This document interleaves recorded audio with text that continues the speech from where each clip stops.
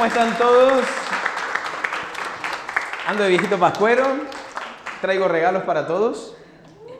No, les voy a traer el mejor regalo. Les voy a contar la historia del mejor regalo que ha recibido la humanidad. Todos saben qué es, ¿cierto? Ok, pero lo vamos a escuchar y les voy a contar más o menos de qué se trata. Me voy a sacar esto sí porque me va a dar mucho calor y... como Chayanne.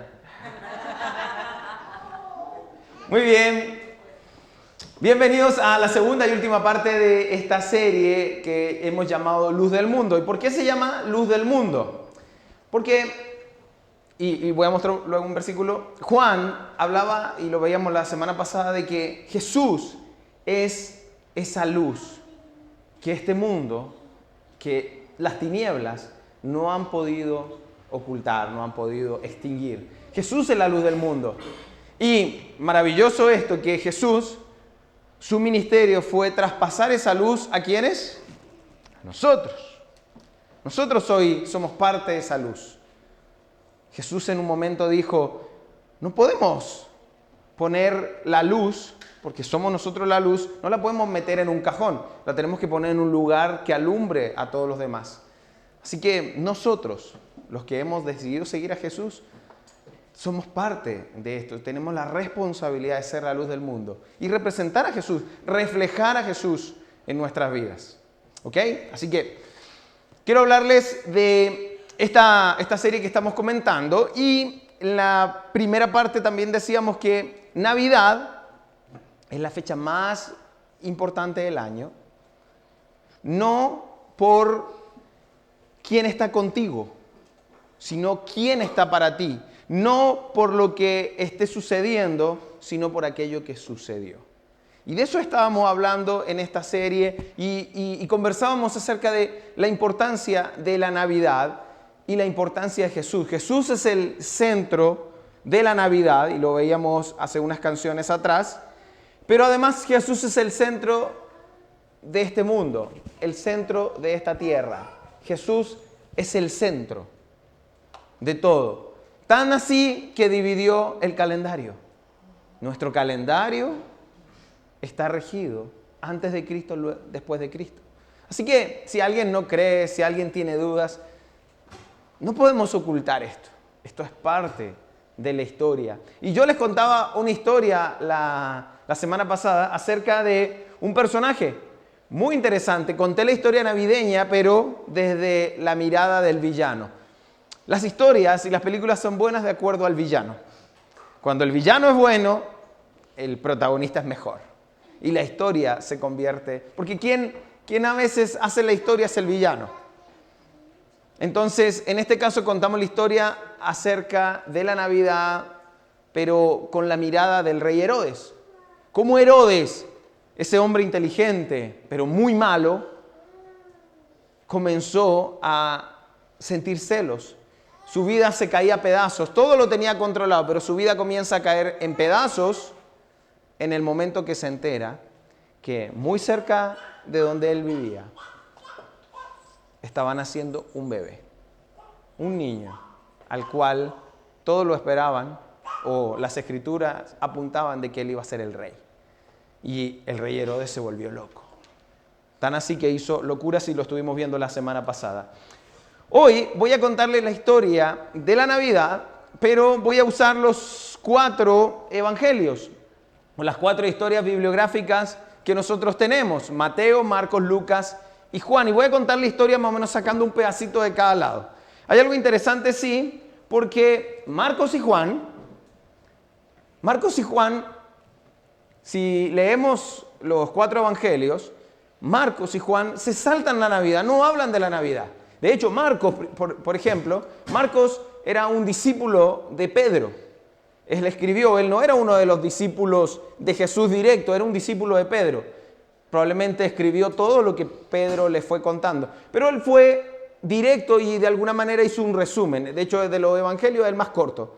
Son 16 capítulos y Marcos lo contó de esa manera. Juan, por otro lado, él fue directo al grano con respecto al propósito. Ya les voy a hablar de eso. Así que Marcos, miren cómo comienza Marcos 1.1. Marcos 1.1 dice así: es la historia de cómo empezaron a anunciarse las buenas noticias acerca de Jesús, que es el Hijo de Dios y el Mesías. En otras palabras, mira, yo no te voy a contar el cuento de Navidad, yo no te voy a contar más historias, yo voy a ir al grano.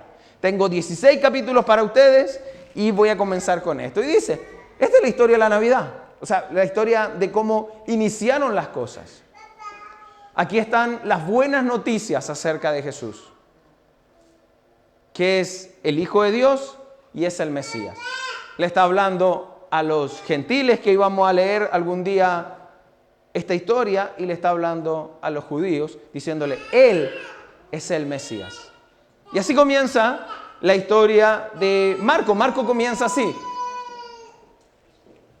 Por el otro lado, fíjense cómo inicia Juan. Juan inicia de una manera diferente. Y el Verbo se hizo hombre y habitó entre nosotros. Como les dije, ninguno de ellos dos contó la historia de Navidad. Simplemente ellos fueron al grano. Juan se enfocó en contar el propósito, el para qué de Jesús. Él fue directo, dice, el Verbo, hablando de la esencia de Dios, se volvió hombre, se hizo hombre y habitó, vivió entre nosotros. Me encanta una historia que cuenta Dante Gebel acerca de su tío. No sé si la han escuchado, de que dice, mira, Dios, ¿cómo explicar a Dios? Entonces un día él está contando de que tenía un tío que tenía una pecera. Tenía una pecera y ese tío cuidaba a sus peces de una manera increíble, los amaba tanto. Pero cada vez que él, no sé si alguna vez han tenido peces, cada vez que él tomaba comida y le iba a echar la comida a los peces salían arrancando.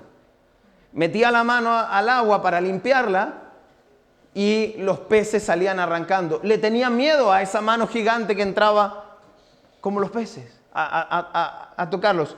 Y él decía, si los peces supieran cómo ese tío amaba, me sonó español, este tío, no, pero estoy hablando de el tío, cómo esa persona amaba esos peces,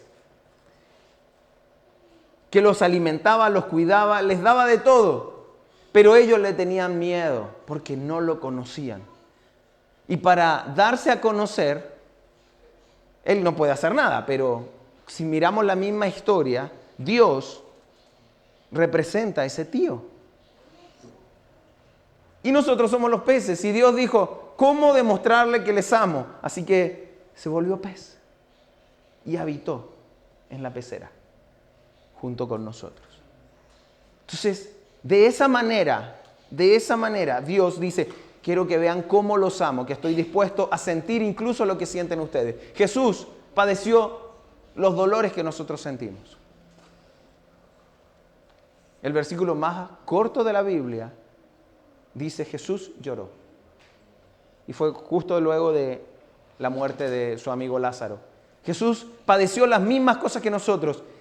Se volvió hombre para habitar en nosotros. Sí. Entonces, esta historia, Juan, que probablemente era el discípulo con más detalles acerca de la Navidad, se los contaba la semana pasada, porque estaba con María, cuidó a María. María le pudo haber contado toda la historia. Además, de los 4 biógrafos, Juan es el que escribió después, ya viejo. Ellos escribieron mientras estaban en su vida un poco más útil. Bueno, no te quiero decir que no, pero estaban jóvenes todavía. Pero Juan estaba viejo y escribió su evangelio, así que él pudo haber contado más detalles, ni hablar los detalles que tenía acerca de María. Pero él no contó la historia de la Navidad. Él fue directo al grano y dijo, esto es, Dios habitó entre nosotros. Jesús es ese verbo, Él es ese hombre. Así que, luego sigue diciendo que es lo que veíamos la semana pasada. Es la luz verdadera la que alumbra a todo ser humano que venía a este mundo. Esa luz verdadera es la que vino a este mundo. Pero a todos los que creyeron en Él y lo recibieron, les dio derecho a llegar a ser hijos de Dios. Un poquito más adelante decía esto. Aquí está. A todos los que creyeron en Él. Y creyeron en Él, la palabra en griego, no quiero atormentarlos con esto, pero la palabra en griego no existía como en Él. Creyeron en Él. No existía. Juan la junta, la cuenta como una sola, porque hay una diferencia. Y simplemente les digo esto para que vean la diferencia. No es lo mismo creer en Él que creer que Él. Y ahí hay una gran diferencia. En nuestro lenguaje no se nota tanto, pero en el lenguaje griego y en los lenguajes que usaban en esos tiempos, sí era importante creer en Él que creer que Él. Porque muchos pueden creer que Jesús existe. Pero otra cosa es confiar, creer en Él.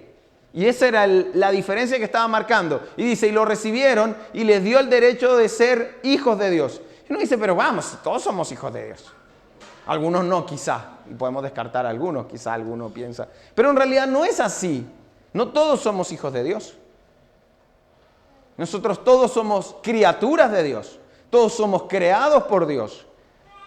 Pero hijos de Dios, no todos son. ¿Quiénes son? Aquellos que recibieron a Jesús. ¿Que creyeron que Él existía? No, que creyeron en Él. Y a ellos les dio derecho de ser hijos de Dios. Hasta ahí, los únicos hijos de Dios habían sido Adán y Jesús. Los demás eran siervos, criaturas de Dios. Pero Dios, por medio de Jesús, ahora, los que creen en Él, ahora pueden llamarse hijos de Dios. Y esto es algo que es muy interesante para aquellos que creemos y profesamos la fe cristiana. Entender realmente nuestra identidad es entender que somos hijos de Dios. Esto marca una diferencia en nuestras vidas y deberíamos entenderlo y deberíamos creerlo y deberíamos pensarlo y cuando lo estamos pasando mal, deberíamos decir, vamos, yo soy hijo de Dios. No soy simplemente creado como creó los árboles, como creó las plantas, como creó los animalitos. Soy hijo de Dios. Por lo tanto, si soy hijo, entonces tengo un padre. Y un padre que me ama. Y vamos a hablar un poquito de eso. Entonces, luego Juan, un poquito más adelante, miren las cosas que decía Juan. Pero estas cosas se han escrito para que ustedes crean que Jesús es el Hijo, es el Cristo, el Hijo de Dios, y para el que al creer en su nombre tengan vida. Esto es muy interesante. Por lo tanto, Dios se vuelve un Salvador personal. Jesús es un Salvador personal para nuestras vidas. Piensen esto, pero estas cosas se han escrito para que ustedes crean en Jesús. ¿Por qué estaba escrito? ¿Por qué Juan escribió? ¿Por qué Marco escribió? ¿Por qué Lucas, que vamos a ver ahora? ¿Por qué Mateo escribieron? ¿Por qué la escribieron? Estas cosas fueron escritas para que nosotros creamos. ¿Quiénes? Aquellos que íbamos a poder escuchar la historia ahora escrita. En ese tiempo ellos no alcanzaban a recibir, no tenían la Biblia. Así que iban escuchando la historia. Así que nos debemos hacer esta pregunta. ¿Tú crees en Él? ¿Tú crees en Jesús? ¿Crees en Jesús? Cuando digo creer en Jesús es, yo pongo toda mi confianza en Jesús. Fíjense que no es lo mismo creer que Jesús existió.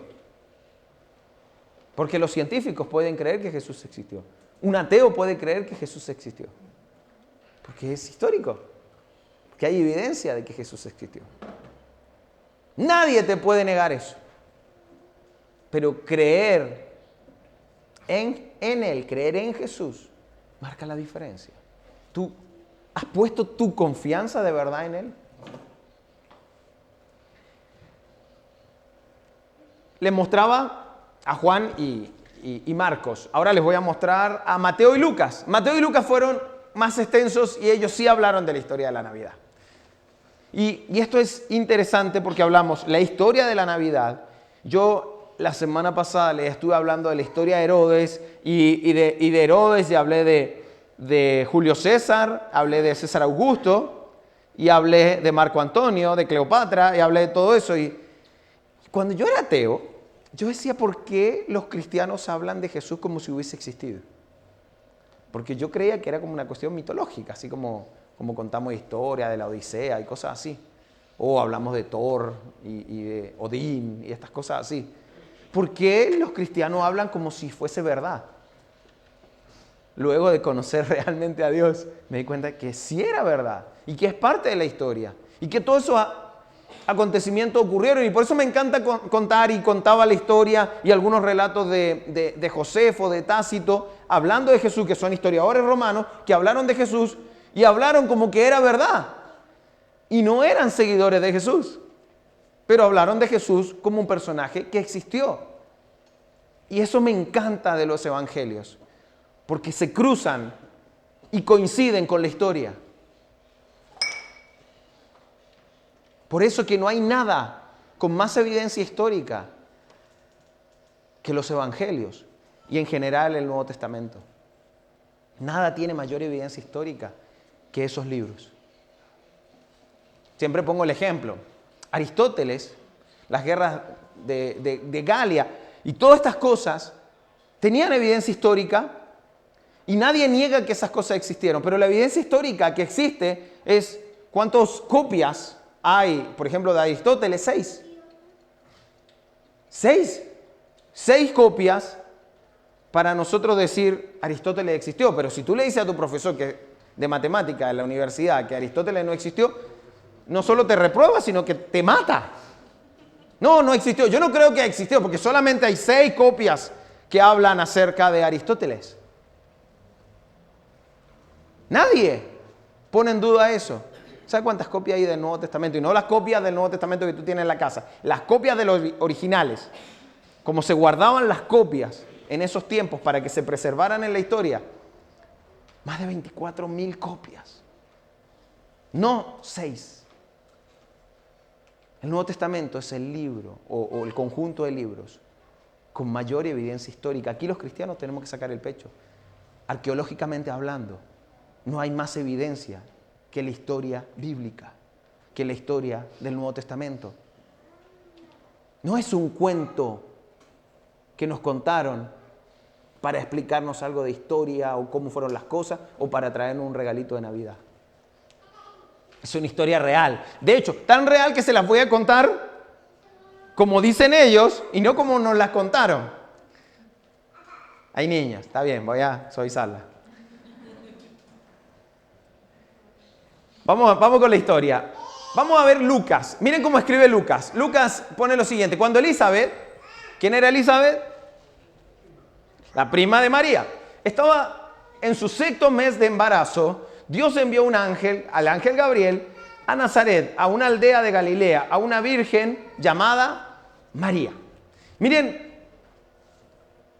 esto. Lucas era un médico y él escribió esto para contárselo a un amigo. Y bueno, para que otras personas pudieran ver la historia de Jesús.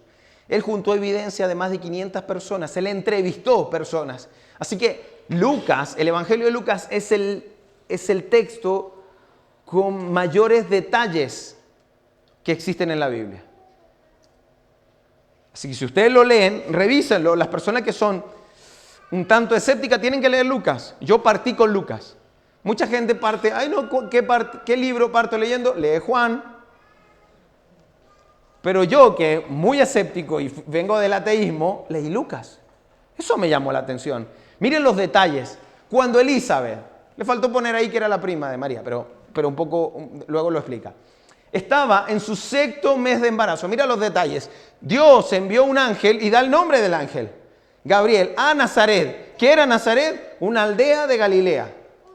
A una virgen llamada María. Miren todos los detalles en un solo versículo. Y así es todo el libro de Lucas. Está lleno de detalles. Ella estaba comprometida para casarse con un hombre llamado José, descendiente del rey David. Gabriel, el ángel, se le apareció y dijo: saludo, mujer favorecida, el Señor está contigo. Ella estaba ahí y de pronto aparece un ángel, varios hemos visto las historias. Aparece un ángel y le dice: el Señor está contigo. Confusa y perturbada. Esto lo van a ver. Cada vez que hay una aparición de un ángel, van a leer algo parecido a perturbado, confuso, miedo. Siempre van a leer eso. Por eso cuando yo soy muy escéptico, cuando la gente dice: ay, se me apareció un angelito, ay, me trajo tanta paz. ¿Cuál paz? A mí se me aparece un ángel en forma de hombre, con ala, como sea. Yo voy a salir arrancando. Se me sale una mosca, me asusto. Imagínate, estás en tu cuarto y de pronto aparece un ángel. Todos los que han tenido apariciones con ángeles se han asustado. Así que si alguien te dijo: ay, vi un ángel, fue espectacular. No sé si fue así. Ahora si dice: me espanté, vi tal cosa y todavía no puedo hablar, bueno. Y todas las historias que hay acerca de los ángeles que se han aparecido en las Escrituras, siempre todos estaban asustados. Ya van a ver eso, les voy a mostrar algunas de esas. Entonces, confusa y perturbada, María trató de pensar lo que el ángel quería decir. Y aquí viene algo muy interesante de los ángeles. Si ustedes no saben, cuando los ángeles, hacen una especie de curso, estoy jodiendo, estoy molestando. Cuando hace un curso y le dice: cuando ustedes aparezcan a alguien, digan: no tengan miedo. Entonces el ángel va y usa la frase que le enseñaron en el curso ese y le dice: no tengas miedo, María. No tengas miedo, María. Le dijo el ángel: porque has hallado el favor de Dios. Concebirás y darás a luz a un hijo y le pondrás por nombre Jesús. Ya estaba hasta el nombre. Él será muy grande. Ahora, el nombre Jesús es interesante, porque ese nombre Jesús había otro personaje que había tenido un nombre con otra traducción, que venía de Josué, de un guerrero. Entonces, tu hijo se va a llamar guerrero. Él va a ser un guerrero. Él será muy grande y lo llamarán Hijo del Altísimo. El Señor Dios le dará el trono de su antepasado David y reinará sobre Israel para siempre. Su reino no tendrá fin. Luego vamos viendo la historia ahora desde Mateo. Mateo fue un discípulo directo de Jesús. Así que él no fue testigo de esto, él escuchó la historia, pero él fue directo de Jesús. Y cuenta la historia navideña también y dice: el nacimiento de Jesús fue así: estando comprometida María, su madre, con José, antes de que vivieran juntos, se halló que había concebido del Espíritu Santo. Miren la atención de esto. José, su prometido, era un hombre bueno y no quiso avergonzarla. ¿Y por qué esto? Porque, vamos, la cultura era muy machista. Pero no tiene que ser machista para que, si tú te vas a casar con alguien y esa persona está embarazada, hombres, piénsenlo. Entonces, pero aquí explica bien Mateo y dice: era un hombre bueno y no quiso avergonzarla en público, por lo tanto, decidió romper el compromiso en privado. O sea, él hizo lo natural, lo que a lo mejor cualquiera de los hombres aquí haríamos ante semejante evento. Entonces él corta, pero no lo hizo en público. ¿Por qué no lo hizo en público? Porque eso significaba que la apedrearan hasta que la asesinaran. Entonces, él, por protegerla, lo hizo en público.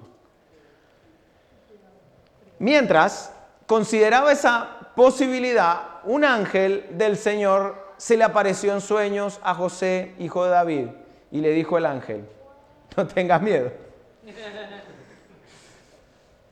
de recibir a María como esposa, porque el niño que lleva dentro de ella fue concebido por el Espíritu Santo. Tremendo creer eso.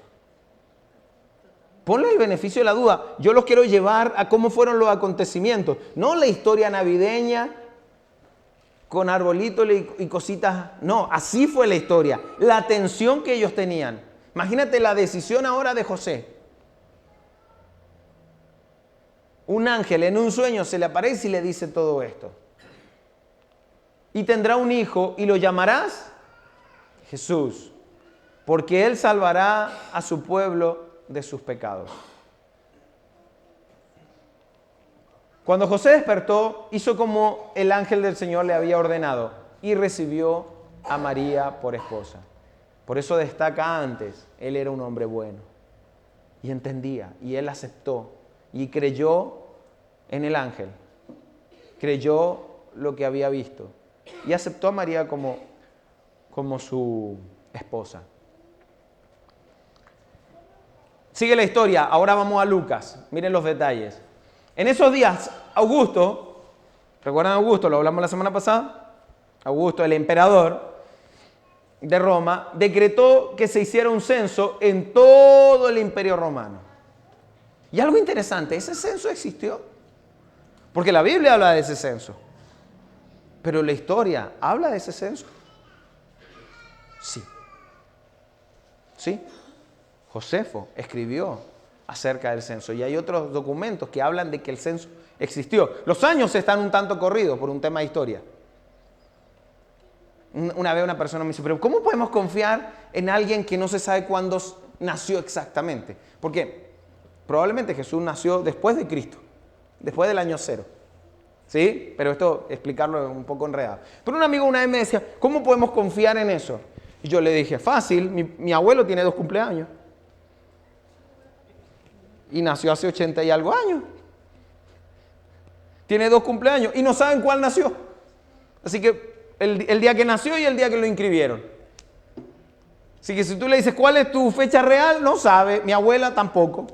Y la mayoría de nuestros abuelos, porque nacían un día, ahora nacen el día y te mandan, los que hemos tenido hijos acá, te mandan de una a inscribirlo. Y el mismo día que nació queda inscrito. Pero antes no era así. De hecho, en muchos países todavía no es así. Así que si en nuestra vida contemporánea ocurre, ¿cómo no va a ocurrir hace 2000 años? Donde las fechas puedan quedar corridas. Así que si ustedes revisan, Josefo habla más o menos del año 6, después de Cristo, acerca de este censo. Pero el censo existió. Así que vuelvo, historia. Todas estas cosas sí existieron, son relatos. Yo estoy bajando la Navidad a lo más real posible. No voy a hablar de Santa Claus, por si acaso.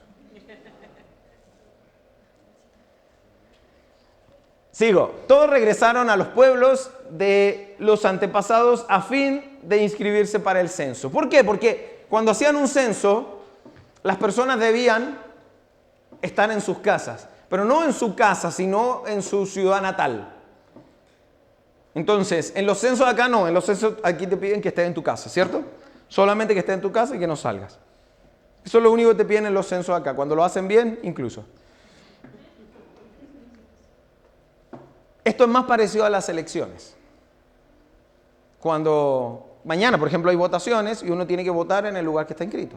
Entonces, si una persona no vive por ahí, tiene que ir. Ahora, esto era, tú dices, yo no voy a viajar tantos meses. No, aunque el voto sea obligatorio, no voy a ir. Puede decir alguien. Pero este era el Imperio Romano. Así que tenías que ir a tu ciudad natal. Así que, ¿cuál es el punto? Es que, como José era descendiente del rey David, tuvo que ir a Belén. Por eso fueron a Belén. Porque uno dice, ¿a quién se le ocurre ir a Belén a pasar Navidad? No pasó Navidad, porque no era Navidad todavía, pero que la gente viaja en Navidad, entonces dijeron, bueno, ellos también viajaron en Navidad. ¿Cómo se te ocurre viajar? Todos agarrarían a José y le dirían, ¿cómo se te ocurre viajar con tu esposa embarazada ya a punto? Pero él tenía que ir, y tuvo que ir a Belén de Judea. El antiguo guarda de David viajó hacia allí desde la aldea de Nazaret de Galilea. Esto era aproximadamente 100 kilómetros. 100 kilómetros. que tenía que ir José y María. Entonces, llevó consigo a María, su prometida, cuyo embarazo ya estaba avanzado, más bien a punto. Y nosotros, cuando pensamos en ese viaje, todos miramos la Navidad tan románticamente y hemos romantizado la Navidad, como hemos romantizado tantas cosas, ¿no? Pero, bueno, otro tema. Entonces romantizamos la Navidad porque, claro, el nacimiento de Jesús es maravilloso, pero también la historia. Y la historia no fue muy bonita. Porque nosotros tenemos esta imagen maravillosa acerca de José, María y el burrito. Chicos, a mí me encanta la historia del burrito. Pero el burrito sabanero en ninguno de los evangelios aparece. No había burrito. El único burrito que aparece Jesús es entrando a Jerusalén cuando ya tenía 30 y algo de años. Ese es el único burrito que aparece con Jesús. El resto de la Biblia no habla de un burrito. Pudo haber sido un burrito porque era un medio de transporte, pero también pudieron haber ido caminando. Y lo más probable es que hayan ido caminando. O en Uber.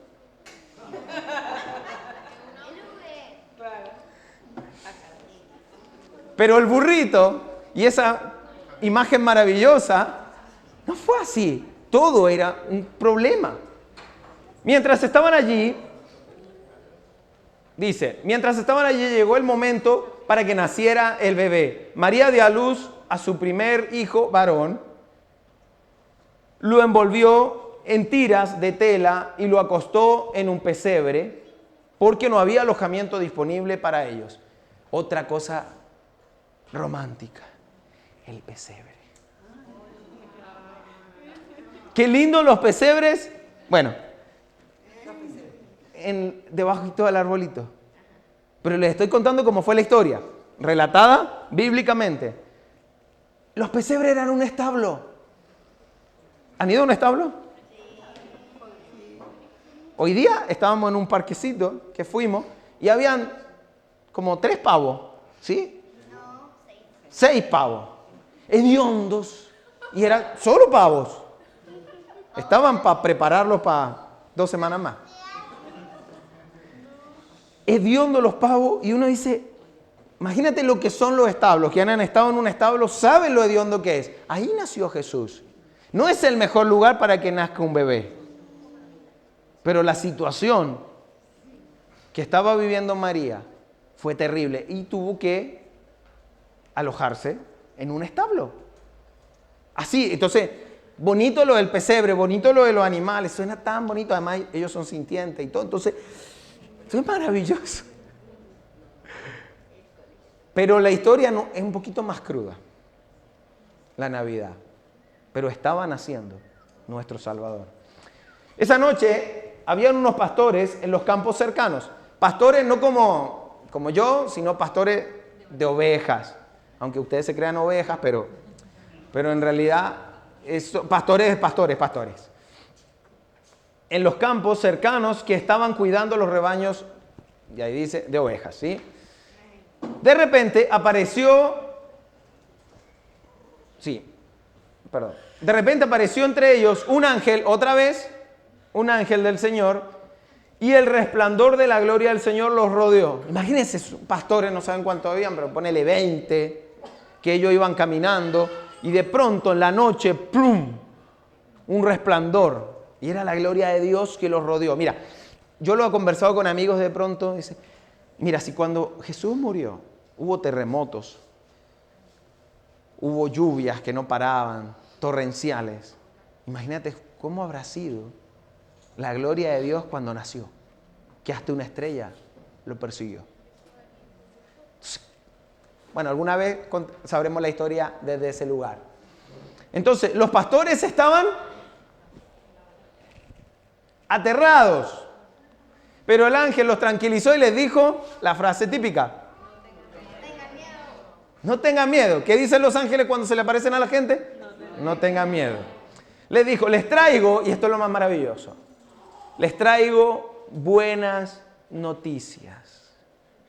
Buenas noticias que darán gran alegría a toda la gente. se estaba cumpliendo lo más importante. Todo lo que estaba escrito en la Escritura, todo el Antiguo Testamento apuntaba a ese día de nacimiento de ese Salvador, de ese Redentor. Entonces el ángel aparece, era tan importante para ellos todo eso. ¿Qué tengo? Era tan importante para ellos todo eso que los ángeles, o sea, los pastores estaban ahí, los ángeles empiezan a aparecerse a todos lados anunciando las buenas nuevas. Buenas nuevas significa evangelio.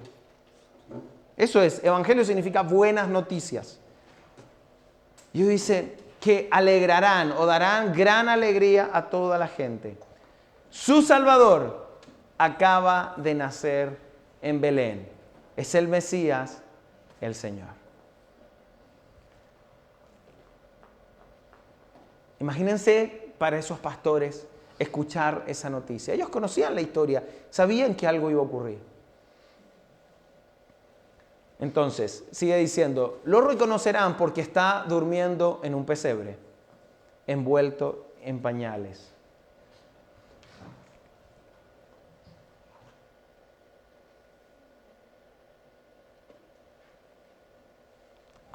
Y sigue diciendo, de pronto muchos ángeles aparecieron del cielo, alababan a Dios cantando. Imagínate la fiesta que había, espiritual y en este caso física.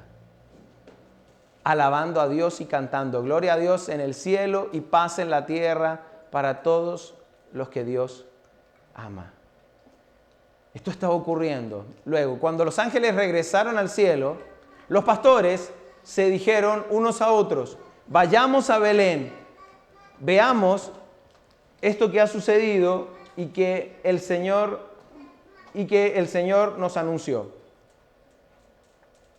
Fueron deprisa a la aldea. Ahí está. Fueron deprisa a la aldea y encontraron a María y José, y allí estaba el niño acostado en el pesebre. Después de verlo, los pastores contaron a todos lo que había sucedido. Pero hay algo interesante. Un pastor de oveja no podía presentarse ante una autoridad, ante un rey. En lugares importantes ellos no podían, ellos eran apartados. Mira Dios cómo es, que a los primeros que manda, a que vayan a ver al rey, fue a personas que eran excluidos de todo. Los pastores eran excluidos de todo, pero los primeros que les dio la oportunidad de que lo vayan a ver fue a esos pastores de ovejas. Entonces, esto es increíble. Y dice, contaron todo a todo lo que había sucedido y lo que el ángel les había dicho acerca del niño. Todos los que escucharon el relato de los pastores quedaron asombrados. Pero María, y esto es maravilloso, pero María guardaba todas estas cosas en el corazón y pensaba en ellas con frecuencia. Esto es muy típico de las mujeres. Ojalá los hombres tuviéramos esa capacidad de todo lo que está ocurriendo, pero ellas están guardando todo en el corazón. A veces guardan lo malo y se quedan con cosas malas. Pero las mujeres muy rápidamente, ellas pueden guardar esas cosas en el corazón. Y María estaba ahí, asombrada, guardando todas estas cosas en el corazón. ¿Cómo Dios? Porque tienes que tener fe para creer que ahora tu hijo es el Salvador del mundo. Tienes que tener fe para creer eso también. Ellos estaban tan asustados y en un momento, piensa, iban quizás caminando hacia Belén, horas y horas con ese embarazo, llegan ahí, no encuentran dónde dormir, se tienen que quedar en un establo. Luego nace el bebé, aparecen personas a saludarlo, quizá al tiempo luego llegan los magos o estas personas, los sabios que venían del oriente y vienen a ver al bebé. Y ella empieza a guardar y registrar todas estas cosas en el corazón. Entonces, mi pregunta, con respecto a la Navidad y con respecto a Jesús, Y todo lo que ocurre en Navidad, ¿qué estás registrando? ¿Qué estás guardando tú en el corazón? ¿O qué has guardado tú durante todas las Navidades que has vivido? ¿Qué es lo que guardas en tu corazón acerca de la Navidad? O quizás le has dado demasiada importancia al asado, a la fiesta, a los regalos, a la celebración, a las hallacas, a la junta con los amigos, al cierre de año. Quizás tú y yo le hemos dado demasiada importancia y lo que hemos guardado en nuestro corazón ha sido todo esto, que algunas cosas son maravillosas y otras que son, como les decía la semana pasada, complicadas. Por eso existen los Grinch de Navidad, porque a veces volvieron esto tan complicado. Pero la pregunta es, ¿qué es lo que tú estás guardando de la Navidad en tu corazón? María, de todo eso, eligió esas cosas y eligió que guardar en su corazón. Tú y yo, ¿qué es lo que estamos guardando en nuestro corazón acerca de la Navidad? ¿Qué es lo que estás guardando? ¿Navidad para ti realmente es Jesús? Como lo escuchábamos en esta canción. ¿O Navidad para ti es regalos, carrete, fiesta, estrés, gastar plata, arbolito de Pascua? ¿Qué es Navidad para ti? ¿Qué es Navidad? ¿Qué sería lo más importante? Si realmente Jesús es lo más importante en mi vida, ¿qué es Navidad entonces para mí? Porque no puedo caer en este juego. Porque, a ver, cristianos, les voy a hablar solo a los que siguen a Jesús y creen en Jesús hace tiempo y han decidido seguirlo. Si tú todavía no, esta parte es libre para ti. Y como siempre te digo, pegan un codazo al que te invitó. Pero cristianos, está bien que personas que no son creyentes o que creyeron en Jesús por ver la película Jesús Nazaret, que celebren Navidad y que su enfoque sea la fiesta, el carrete, el árbol de Navidad, o vivan estresados y gasten toda la plata que tienen para poder aparentar cosas. Está bien que esas personas lo hagan, no hay problema. Pero tú, seguidor de Jesús, que sabes lo que significa Jesús, que sabes que Jesús es Navidad, que caigas en lo mismo. Que andes buscando estas mismas cosas. Vamos, está bien hacer regalitos, está bien pasarlo en la familia, está bien hacer el arbolito de Navidad y preparar y decorar. Todo eso está muy bien. El punto es, ¿ese es el enfoque? ¿Vas a estresar tu vida por eso? ¿O realmente vas a rendirte a lo que significa la Navidad? La mejor noticia que la humanidad ha recibido. Nuestra salvación. Yo no le pido a la gente que no cree en Jesús que aplauda y que viva la Navidad así. Pero sí le pido a los creyentes, a los que saben qué es esto, los que conocen la historia. La historia relatada por acá, no la historia del burrito sabanero. Los que conocen la historia. Esta es Navidad. Tiempo de pensar, de reconocer a mi Salvador personal. Reconocer lo que Dios ha hecho por mí. ¿Y cómo reconocerlo? Les voy a mostrar para mí, y quizá la mayoría de ustedes, el versículo más hermoso de la Biblia. De toda la Biblia, para mí es el versículo más hermoso, justamente de Juan. Justamente el resumen de todo. Creo que todo está ahí. Y lo puse en la versión más romántica, o la que quizá la mayoría de nosotros aprendimos, que es la versión de la Reina Valera del año 60. Por ahí uno se me va a emocionar. Porque de tal manera amó Dios al mundo, que ha dado a su Hijo unigénito, para que todo aquel que en Él cree no se pierda, mas tenga vida eterna. Esto es la historia de la Biblia. lo que Dios formó en el Antiguo Testamento para llegar al Nuevo Testamento, para llegar a Jesús, todo está resumido ahí. Porque de tal manera Dios te ama que mandó a su único Hijo para que muriera por ti. Tanto así que en ese momento Jesús pidió no hacerlo. Pidió pasar la copa, si era necesario pasar ese trago amargo. Y Dios le dijo, no, ve a la cruz. Porque es mi promesa para la gente. Y Jesús estuvo dispuesto.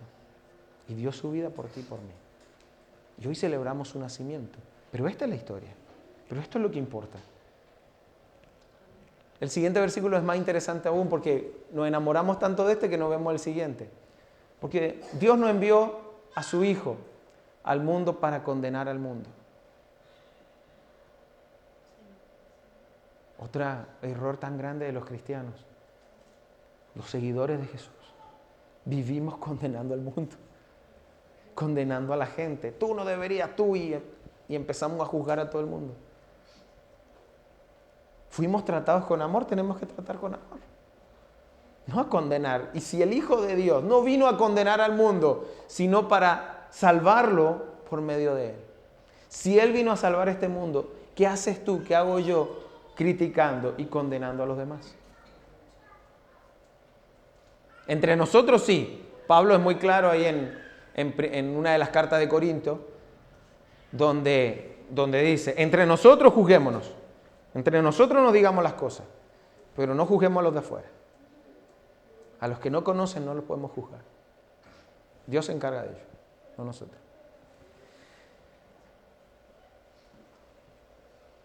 Entonces, mirando nuevamente este versículo, vamos a hacer un ejercicio y con esto terminamos. Vamos a leer este versículo y vamos a poner nuestro nombre. Y lo vamos a leer en voz alta y ustedes van a poner su nombre. Ahí en la rayita. Donde sale la rayita, ustedes dicen su nombre. Sin exagerar, simplemente digan su nombre, pero pensando en lo que están viendo. Yo voy a decir Mauricio, ustedes dicen su nombre. Dice, porque de tal manera amó Dios a Mauricio. Ahora háganlo como si lo creyeran, ¿ya? Porque de tal manera amó Dios a... Yo lo sigo. Que ha dado a su Hijo unigénito para que Mauricio, que cree en Él, no se pierda, sino o más tenga vida eterna. Porque de tal manera amó Dios a ti, a mí, personalmente, que mandó a su Hijo a morir por ti y por mí, para que no nos perdamos y alcancemos la vida eterna, y ahora con el derecho de ser llamados hijos de Dios. Amigos, este es el regalo más importante de la humanidad. Es un Salvador personal. Y como dijo Juan, pero estas cosas se han escrito para que ustedes crean en Él. Este es el regalo más grande que podemos recibir como humanidad. Ante este regalo, ¿qué importan los demás regalos? ¿Qué importan las Barbies? ¿O qué importan todas las casitas? Si este es el regalo más importante. Cuando somos niños, está bien que el enfoque sea los regalos, pero nosotros debemos enseñar que no es el regalo más importante. El regalo más importante ya lo recibimos. Ahora lo que debemos aprender es a disfrutarlo. Disfrutar ese regalo. Y por eso esta Navidad, mi invitación, faltan varios días todavía, pero mi invitación es que reflexiones, piense cómo te vas a preparar para Navidad. ¿Vas a volverte loco o vas a ser como María de guardar estas cosas en tu corazón y pensar que Navidad realmente es Jesús? Y esta historia la hayas conocido románticamente o la hayas conocido como realmente fue, es el regalo de Dios para la humanidad. Porque tanto te amó que envió a su Hijo para morir por ti y por mí. Vamos a orar. Señor, yo te doy las gracias por amarnos de tal manera, Señor. que no te guardaste nada. Quizás ninguno de nosotros, Señor, estaría dispuesto a dar a alguno de nuestros hijos, menos por otros. Pero tú lo hiciste por nosotros. A tu único hijo. Lo diste para nosotros. Y eso es lo que nosotros queremos guardar en nuestro corazón, así como lo hizo María. Guardar estas cosas en nuestro corazón y realmente entender que Navidad es Jesús. Que Navidad es un tiempo para pensar en Él. Todo lo demás es añadidura, todo lo demás lo podemos hacer. Pero si el centro de esta Navidad no es Jesús, no vale la pena. No nos vamos a diferenciar de otros que solo quieren celebrar. Nosotros celebramos el nacimiento de nuestro Salvador. Gracias, Señor. Permíteme, Dios, reconocer a Jesús en cada momento en estos días de Navidad. En cada momento, Señor. Ver todo lo que costó para que eso ocurriera. Para que ahora yo tenga un Salvador personal en mi vida. Gracias, Señor, en el nombre de tu Hijo Jesús.